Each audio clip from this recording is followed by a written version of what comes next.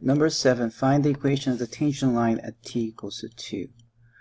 Now, because we're looking for a line equation, you have to think about the equation of the line, which is in parametric form, at, bt, ct plus x naught, y naught, plus z naught.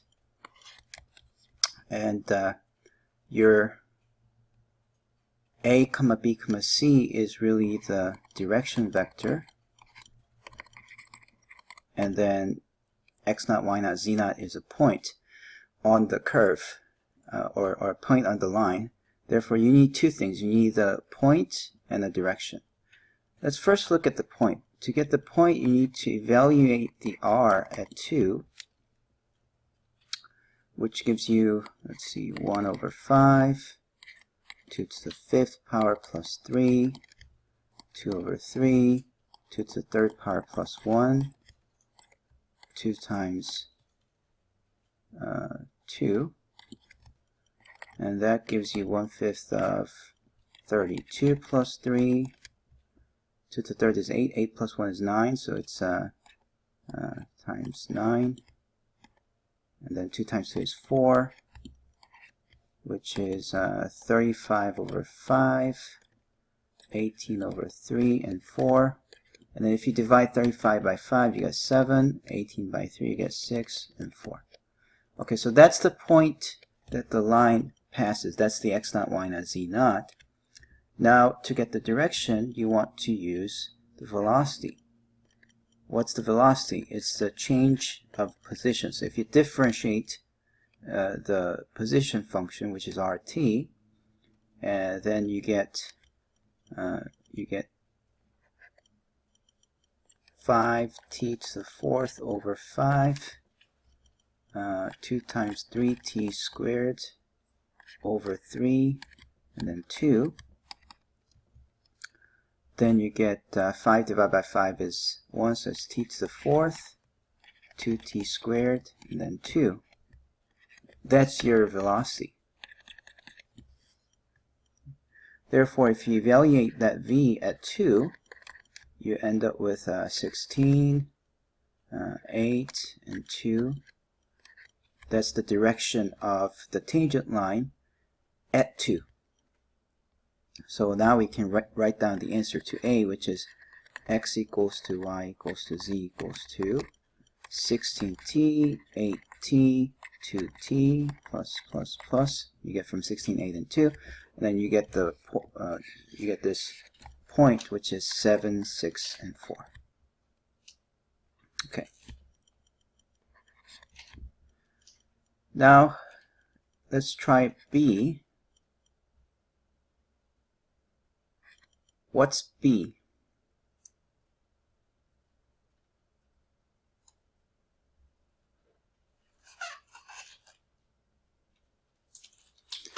B is asking for the unit tangent vector. I should be using a hat here, I forgot. Like this. The hat means it's a unit vector.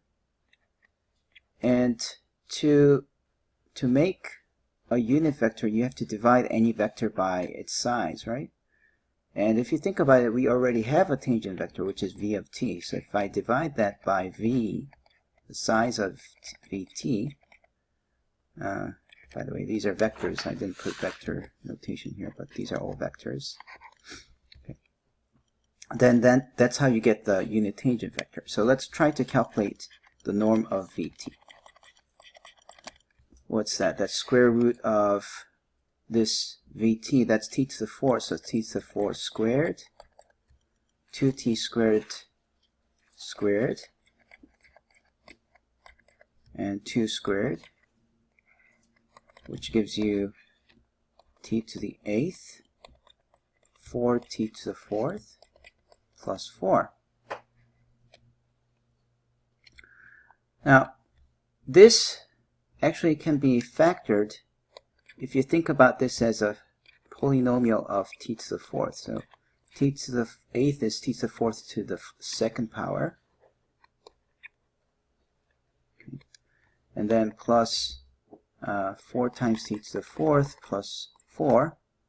And if you factor this, think about two numbers that multiply to 4 and add to 4. Those are 2 and 2, right? So you end up with 2 to the 4th plus 2 times t to the 4th plus 2 as what's inside. And then if you look at this, this is what? T to the 4th plus 2 squared.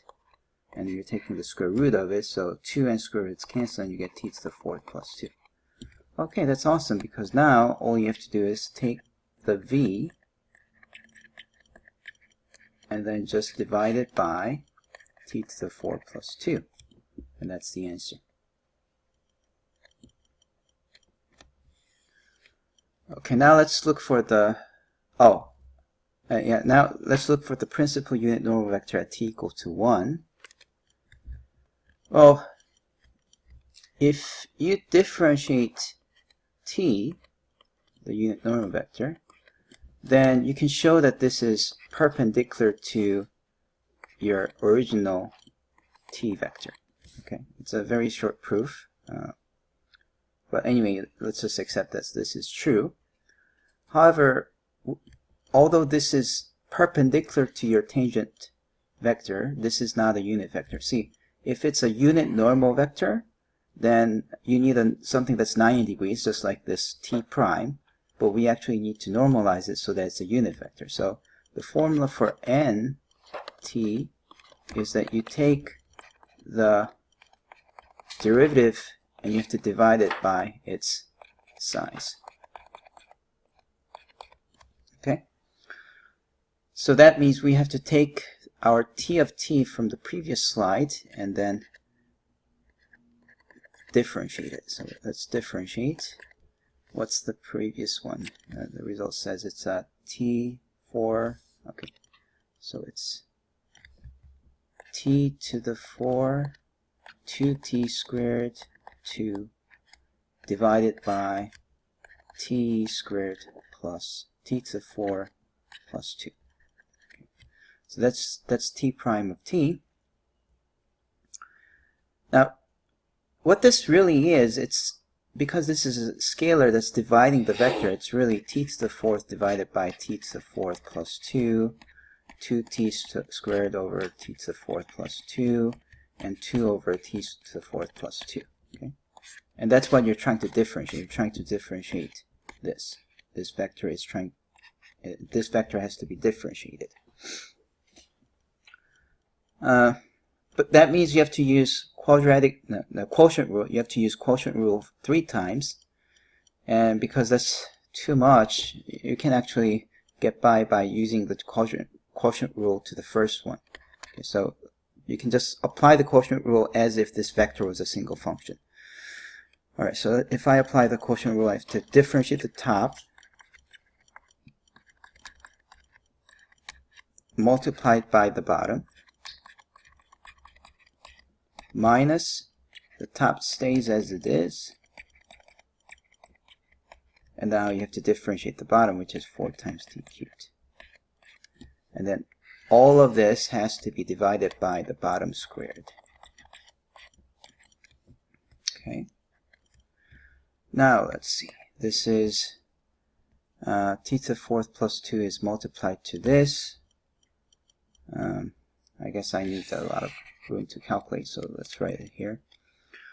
4t to the 7th plus 8t cubed, 4t to the 5th plus 8t, comma 0. That's what you get on the first one. Minus, if I multiply 4t cubed, that's 4t to the 7th, and then 8t to the 5th, and then 8t cubed. And all of them divided by t to the 4th plus 2 squared. Okay. Then you have this minus that gives you just 8t cubed.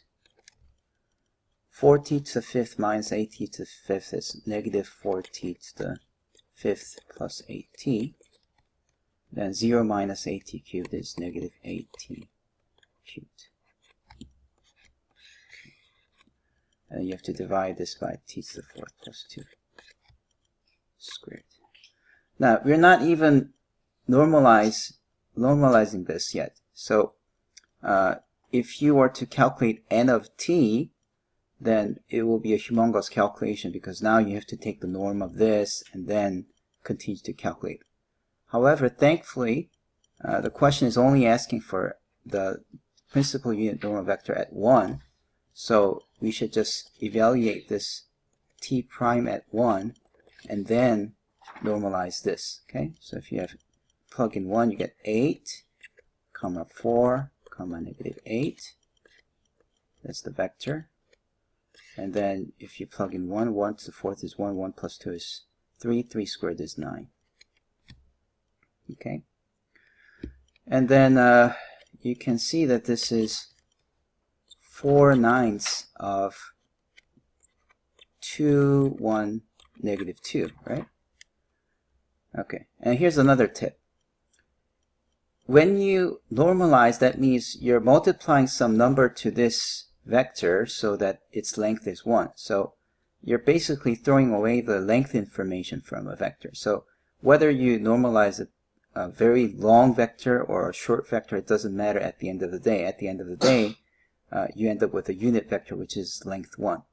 So whether you normalize 2, 1, negative 2, or whether you normalize 4/9 of 2, 1, negative 2, it's the same thing. So you can instead of taking the norm of this, you can just divide this vector by the norm of 2, 1, negative 2, and that's a shortcut. By doing that, you can get the answer more quickly. Okay, so if you do the calculation, then it's 2 squared is 4 plus 1 plus 4, that's 9. Square root of 9 is what you have to you get as the length of that vector, and because square root of 9 is 3, you get n of 1 as 2 over 3, 1 over 3, and negative 2 over 3. So that's your vector.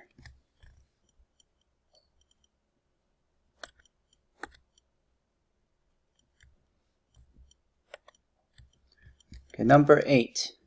This is about the chain rule. So let's remember the chain rule. What's the chain rule? If a function f depends on x and y, and if x and y depends on some t, and if you wanted to know what df dt was, in other words, if you wanted to know how f changes if you change t, then you did the calculation the following way. First, one path could be that when you change the value of t, that's going to change the value of x, and that altered value of x is going to change the value of f, right? So that definitely t can influence the function f by going through x. That can be calculated in the following way. You can calculate it as take the derivative of f with respect to x, and take the derivative of x with respect to t. And if you multiply this, then t changes x and x changes f. So this overall figure, it tells you how, this first term tells you how f is changed with respect to t. Now, a bit about the notation here. Here I'm using round f over round x, so I'm using partial f, whereas when I'm writing dx dt, I'm using d instead of round. And the reason for using dx dt is because t, if you look at your x is a function of t only, right? Therefore, you don't really have to write down partial derivatives. Partial derivatives used when you have to use when you have more than one variable, and you have to say, oh, I'm trying to differentiate with respect to this one variable. But since x is a function of t only, you shouldn't be using round, you should be using t. Okay, now you can do the same thing for the other case. T can influence y, and it can influence f, right? So if you think about that route, that's like you want to measure how f is changed when you change y, and you also want to measure how y is changed when you change t, and if you multiply the two, you end up with how much t changes f going through y. Okay, and the multivariable chain rule says that if you simply add them, you get the total change of the function f with respect to t. Okay, now let's continue to calculate this. So since it says here round f round x is 4xy, let's replace round f round x by that. What's dx dt? Dx dt is, well, since x of t is 3t minus 1, x of t is 3t minus 1, so if you differentiate, then you get 3. So you just put 3 here. Round f round y is 2x squared plus 3x. And then if you differentiate y by t, you get 2. And then you have, now you have to evaluate this at t equals to 1. Alright, so you have, let's see, actually, when t is equal to 1, that's going to give you the value of y and x, right? So what is x of 1? When t is 1, x of 1 is 3 minus 1, which is 2. How about y? Y of 1 is 2 plus 2, which is 4. So you get 4 times 2 times 4 times 3 from the first one. Whereas it's 2 times 2 squared plus 3 times 2 times 2. This is what you get if you evaluate at t equals to 1. Alright, so 16 times 2, 32 times 3, 96. Plus, that's 8 plus 6, 14 times 2 is 28. And then if you add them up, you get 424 as your answer.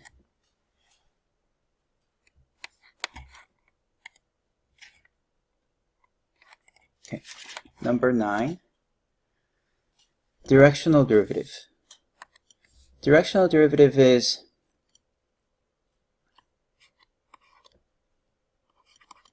a measurement of how f changes when you go in the direction of u.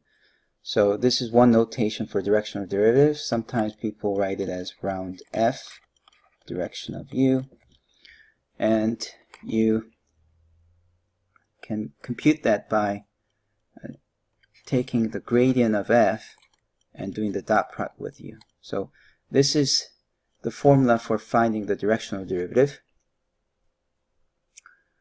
And by the way, this is only true if u is a unit vector. So in some cases when you're given a vector which is not a unit vector, you have to first turn it into a unit vector to find the derivative in that direction. Okay. Alright, so let's see what it is. V is a vector from 1, 3 to 3, 7. So what is V? V is terminal minus initial. And that gives you 2, 4. Then it says find the directional derivative of f in the direction of v at 0.13. So this question is asking you to find the directional derivative of f in the direction of v, but you have to first normalize it. Okay, you have to find the unit vector of v and then find the directional derivative, and you have to evaluate it at 1, 3. That's what you have to do. Okay? So therefore, you first have to calculate the gradient of f, and you have to do the dot product with v, and you have to plug in x equal to 1 and y equals to 3 because you have to evaluate at 1 and 3. So let's try to calculate the gradient first. What's the gradient? Gradient is you simply differentiate this by x, and then differentiate this by y, and you write it as a vector. That's what a gradient is. And then what's v hat? V hat is you divide the v by its size, which is 2, 4, and then 2 squared is 4, 4 squared is 16, so 16 plus 4 is 20. You have to divide by square root of 20. Now 20 has a square factor, which is 4. 4 comes out as 2, so it's 2 radical 5. 2, 4. I guess we can reduce top and bottom by dividing by 2, so you get 1, 2 over square root of 5. Okay. And that's what you have to do the dot product with. You have to do gradient of f dotted with n, which is 2x plus 3y, 3x, dotted with 1, 2, and then divide by square root of 5. So 1 times this is 2x plus 3y, and then 2 times 3x, that's 6x. And then everything should be divided by square root of 5, which is 8x plus 3y over square root of 5. Okay, now finally you have to figure out what gradient of f dot n is at 1, 3. So you have to plug in 1 for x and 3 for y, and that's 8 plus 9, which is 17, so it's 17 over square root of 5. You probably want to rationalize the denominator, so that's 17 radical 5 over 5. If you multiply radical 5 top and bottom, this is what you get. Alright, now that's the answer to part A. For B, it's asking the angle between V and gradient F. Is it acute? Is it less than 90 degrees? Or is it 90 degrees? Or is it more than 90 degrees? Well, we know that if it's 90 degrees, then the dot product should give you 0, right? Oh, sorry, I wrote down V here. It should be really, I wrote down N here. It should be really V. V hat. Okay. So if V and F are 90 degrees, then its dot product will be 0, but it's not, right? It's actually positive. For two vectors to have a dot product that's positive, that means its dot product is, its angle between should be less than 90 degrees, because cosine theta is positive if theta is less than 90 degrees, right? And bigger than 0. So that means that angle is acute. That's because this angle here is bigger than 0.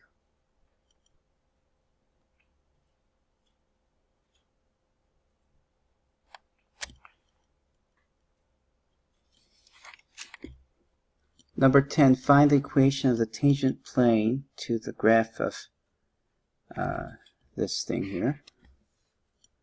Okay. To find the tangent plane of a surface, see, if you have a two-variable function, then the graph is an equation in three-dimensional space, and this graph actually gives you a surface in three-dimensional space. So I don't know how the shape looks like, but let's just say it's some kind of a surface. And what we're trying to do is, at some given point, we want to know the tangent plane. The tangent plane requires two things, you should remember. A point, which is already given here, so that's good, and a normal vector. So if we can figure out the normal vector to the surface at this point, then we are provided with the two vital information for getting the plane equation. Now, how do you get the normal vector? Well, the central idea is to use the fact that gradient is perpendicular to, so gradient of a function is perpendicular to the level surfaces. Okay. So gradient is perpendicular to level curves or level surfaces. And here, capital F is some three-variable function which has this equation as one of its level surface. Okay. So here's how you do it. You take f to be the function, original function, minus z. You move the z to the other side. So if you move the z to the other side and make it as negative z, then you can think of that as x squared plus 3xy minus z. And if you define your function f, a 3-variable function, as x squared plus 3xy minus z, then f equal to 0 is actually a level surface, right? Level surface. And therefore, you can rewrite this thing as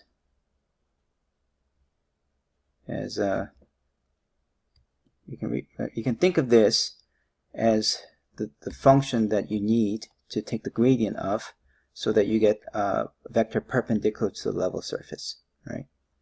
So if you do this, let's see, gradient of capital F is now, if you differentiate by x, it's 2x. If you differentiate by y, it's 3x. And then, oh, sorry. If you differentiate by x, there's the 3xy, and that becomes 3y. Okay, so if you differentiate the capital F by x, you get 2x plus 3y. If you differentiate capital F by y, you get just 3x by itself. And if you differentiate this function by z, you get negative 1. Okay, so that's the gradient, and that's going to be perpendicular to the surface that we have. However, we want the specific vector at this point. See, the normal vector, the gradient that you have, is pointing to different directions at different points, right? So at this specific point, 1, negative 1, negative 2, I have to know what the gradient is. So 1, negative 2. This means you're plugging in 1 for x and negative 1 for y and negative 2 for z. So let's do that. If I plug in 1, I get 2 plus negative 1, so negative 3, so it's negative 1. If I plug in 1 into x, I get 3 times 1, so it's 3. And that's it. Okay. I don't see any z, so I didn't have to use this value. Okay, so that's our normal vector, and now all we have to do is use the plane equation, which is a times x minus x naught plus b times y minus y naught plus c times z minus z naught equal to 0, where a, b, c is the normal vector, so I rewrite negative 1, 3, negative 1, and then you plug in x minus, what's the point? 1, y minus negative 1, which is y plus 1, and z minus negative 2 is z plus 2. Okay.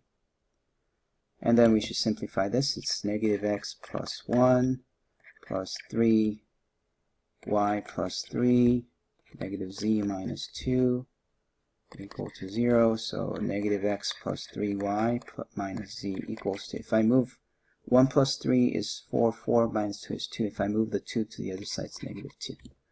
Okay, so this is the answer. Or you can also, if you don't like having a negative in front of x, you can also multiply by negative 1 to give you x minus 3y plus z equals to 2. So I would take this as the final answer, but either one is good. Number 11, find all critical points and classify them as relative maximum, relative minimum, or saddle point for the function, this given function. Okay. All right, so what's a critical point? Critical point is where the gradient is 0.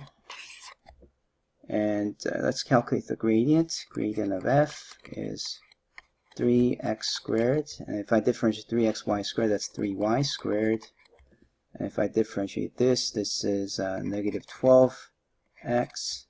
If I differentiate this by x, I'm doing a partial derivative with respect to x, so y is considered as constant, so that becomes 0 when you differentiate. 5 also becomes 0 when you differentiate. Now let's differentiate by y. X cubed is considered as constant, so if you differentiate 0, this one becomes 6xy. If you differentiate negative 6x squared, that's again a constant, so it's 0 minus 12y. And then you can factor both of them. Actually, let's write down what that means. Okay, so for this to be 0, we actually have two equations, right? 3x squared plus 3y squared minus 12x should equal to 0. And then 6xy minus 12y should equal to 0. And then the second equation here, if you look at this, this is easy to factor because 6 is a common factor and y is also a common factor. If you factor that out, you get x minus 2 equal to 0. And if you have something that can be easily factored, that gives you a very good clue, because when two things multiply to 0, either the first thing is 0 or the second thing is 0. Now this is the case when y is 0, or this is the case when x is 2. And you have to figure out what happens for each of these cases. So case 1, when y is 0, let's see what the first equation says. The first equation says 3x squared plus 0, because y is 0, minus 12x equal to 0, and that can be factored as 3x times x minus 4 equal to 0. So x is either 0 or 4. That means we found two critical points in this first case, which is 0, 0 and 4, 0. Okay? When x is 4 and y is 0, we get 4, 0. So these are the points where the gradient is equal to 0. But it could also be the case when x is equal to 2. Let's see what happens if x is 2. If I plug 2 in the first equation here, you get 3 times 4 plus 3 times y squared minus 12 times 2 equals to 0. 12 minus 24 is negative 12, so you have 3y squared minus 12 equal to 0, which is, if you divide by 3, it's y squared minus 4 equal to 0. That factors as y plus 2, y minus 2 equal to 0. So in that case, you have y equals to negative 2 or positive 2. That means we have 2, negative 2 or 2, 2. Okay, so now that we found out what these are, we now have to figure out whether each of these are relative max, relative min, or saddle point. Okay. To do that, we have to calculate the determinant of the Hessian function. What's the Hessian? Hessian is you just take the second derivative, right? So let me delete some of these. Let's see. Let's delete some of these to make more room. Okay.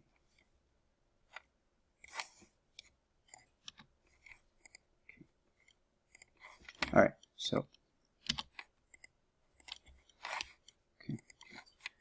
So for each of these points that I have, I should calculate the Hessian, which is, it's a matrix of f, a matrix of second derivatives. So you differentiate x twice by x, y twice by x, f twice by y, and then you also have to differentiate f by x and then y. So you have to do this. You have to calculate the following matrix. Let's see. The Hessian is, you have to calculate fxx, fxy, fyx, and fyy. So that matrix is called Hessian, and we have to take the determinant of the Hessian in order to figure out whether it's a saddle or a relative maximum or a relative minimum. The formula says that if this is negative, then it's a saddle. If this is positive, then it's either relative max or relative min, and then that has to be figured out by finding fxx. Okay, so anyways, let's try to compute this Hessian, determinant of the Hessian, which is, since this is fx and this is what y, if I differentiate the first component of the gradient by x, I get fxx, which is 6x minus 12. See, 3y squared, if you differentiate by x, is 0. And then if I differentiate the first thing by y, I get fxy, which is 6y, and that's it. And we also know that second partials commute, so fxy is same as fyx, so the off-diagonal elements are always the same. what's fyy? If you differentiate fy by y, you get 6x minus 12 again. Okay. All right, so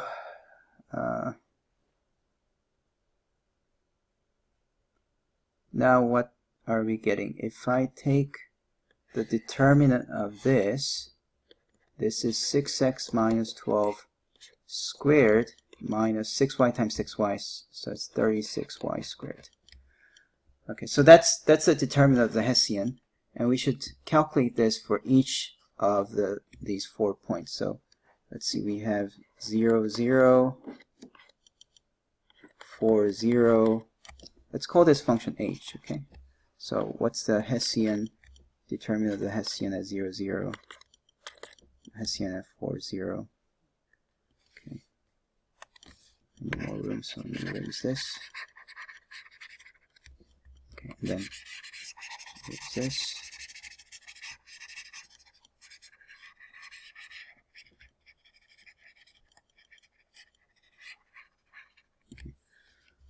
Alright, so we also have to calculate the Hessian at 2, negative 2, and Hessian at 2, 2. Alright, first 0, 0. If I plug in 0 and 0, you get negative 12 squared, which is 144. That's positive. So it's either relative max or relative min. We'll think about that later. If I plug in 4 and 0, so y is 0, and you plug in 4, that's again 144, so that's positive. How about 2 and negative 2? So 2 is, this becomes 0 when x is 2, right? And this becomes 4, so it's negative 144. So that's easy. That means it's immediately a saddle. And this one also gives you negative 144, so that's a saddle. Now let's think about what to do for these two cases. So at 0, 0, fxx, which is 6x minus 2, of 0, 0 is 0 minus 12, because you're replacing x by 0. And that's negative 12, which is negative, right? And then think about this frowning face, because it's negative. And how does the frowning face look like? It's like a relative maximum at the middle, right? So we know that this is a relative maximum. Now at 4, 0, fxx 0, 0, 4, 0 gives you 6 times 4 minus 12, so that's 12, which is positive. And in that case, it's positive, so think about this smiley face, where this smile looks like a relative minimum, right? So that's it. We know that the answer is that, well, maybe I should write the answer here. Answer 0, 0, relative max, 4, 0, relative min, and then 2 plus or minus 2 is saddle. Okay, so that's your, maybe I should, oops.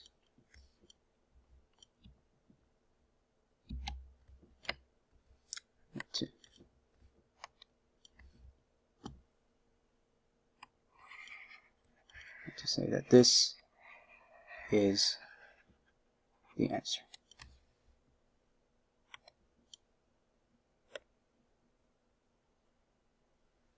Okay. Find the minimum and maximum value of some function subject to constraint. Okay, so when you have a constrained maximum or minimum problem, that's when you use the Lagrange multiplier. What's the Lagrange multiplier? It's that gradient of f and then gradient of the constraint. So this function here is what we call the constraint function. Okay, has to be proportional. They have to be pointing to the same direction. This can be argued by using some geometry and some level curves and all that. Okay, now to be pointing at the same direction, it just means that one is the multiple of the other, so we can put lambda to the other one. However, depending on your circumstances, you might put lambda here or there. Okay. Sometimes putting lambda here is easier, so you put the lambda whichever is the simpler one, and that helps you a great deal. Okay. So let's see. If you take the gradient of f, that's 2y. If I differentiate 2xy, that's if you differentiate 2xy by x, you get 2y. If you differentiate 2xy by y, you get 2x. If you differentiate 2xy plus z by z, you get 1. So that's the gradient of f. Whereas gradient of g, if you differentiate this, you get 2x, 2y, 2z. Okay? And here, I guess it doesn't really matter which one you put the lambda. However, since I have 1 here, usually if you have some constants, you want to multiply lambda to that one. So I'll put the lambda on this side. Okay. So the Lagrange multiplier says lambda times 2y, 2x, 1 is equals to 2x, 2y, 2z. And multiplication by a scalar means 2 lambda y, 2 lambda x, and lambda equals to 2x, 2y, 2z. So here's what we get. We get that 2 lambda y should equal to 2x, 2 lambda x should equal to 2y. Well, this can be simplified by dividing by 2. So it's lambda y is equal to x and lambda x equals to y. And then also that 2z should equal to lambda, so that you get z equals to 1/2 of lambda. Okay. Now I can solve the first two by replacing y as lambda x and plug into the first one. So what do we get? We get lambda of lambda x equal to x, which is lambda squared of x on the left side, and if you bring the x to the other side, you subtract x equal to 0, and that tells you that lambda squared minus 1 times x is equal to 0. Now that could mean two things. You could have lambda squared equal to 1, which means that lambda is 1 or negative 1, or you could have x equal to 0. So now you have to figure out what's happening to each individual cases. So case 1.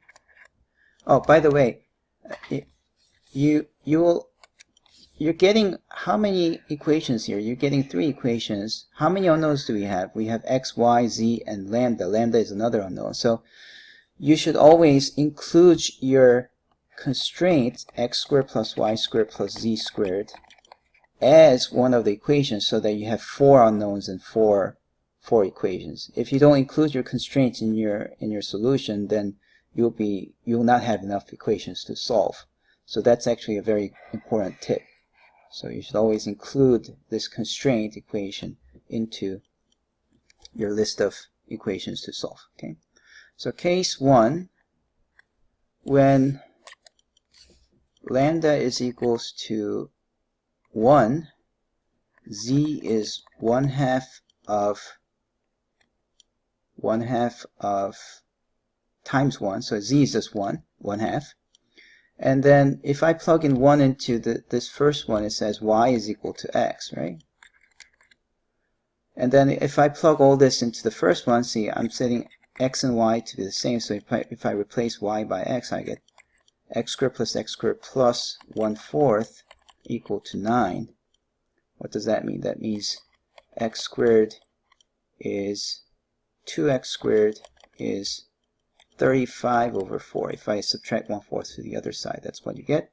And dividing by 2 and taking the square root, I get x equals to 35 over 8 plus minus square root. Okay, and that should be same as y. It's kind of horrible. But anyways, that's one case. Now, case 2. I guess I need more room. Let me copy this slide. Okay.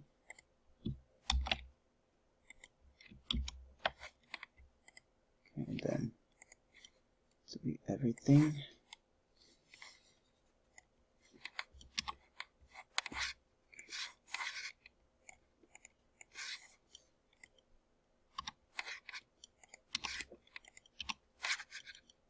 Okay. All right, so case 2, we have lambda equals to -1. In that case, y is equal to -x, and z is still, z is 1/2 of lambda, so it's -1/2.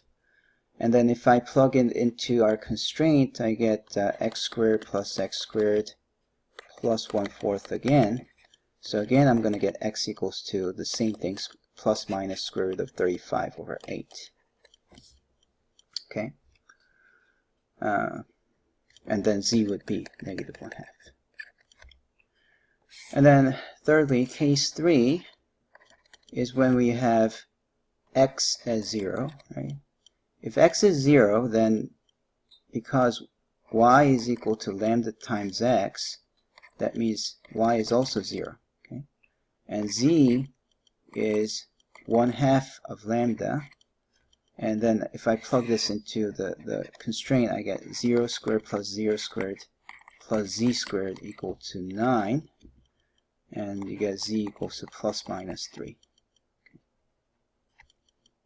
So it will be 0, 0, plus minus and 3. Okay. So after all this investigation, we found out the following fact. The points where the maximum or minimum could occur, so possible candidates, are when you have plus minus square root of 35 over 8 for x, and y is also the same. Actually, yeah, that's the first case. And then we have 1/2 as our z. The second case, the case 2 gave us plus minus square root of 35 over 8, but then y is negative of x is minus plus of 35 over 8. In other words, if x is plus, then y should be negative. If x is negative, y should be positive. And we also found that z should be -1/2. And then the third case was 0, 0, or plus minus 3. Now for each of these cases, we have to compute your function. Okay? So the f value, if I plug in this, I'll get 35 over 8, because if I multiply these two, it's 2 times x times y. So it's 2 times this, that gets squared, so square root goes away. So it's 2 times 35 over 8 minus 1/2. So that's 35 over 4 minus 2 over 4. So it's 33 over 4. Now this one is actually the same as the previous. If you plug it in, you'll see that everything is the same except it's just negative of the above version. Okay, and for this one, if you plug that in, you get actually f003 gives you 3, whereas f of 0, 0, -3 gives you -3. Okay, so among these 4 values, your goal is to find the highest number and the lowest number. See, 33 over 4 is more than 32 over 4, which is 8. So 33 over 4 is bigger than 3, right? So we know that the max value is this.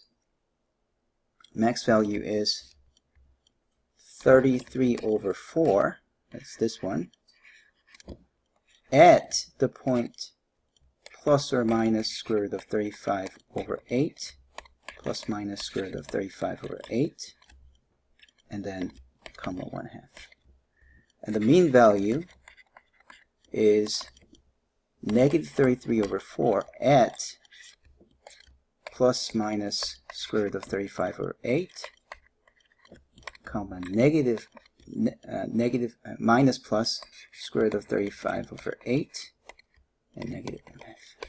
That's the answer.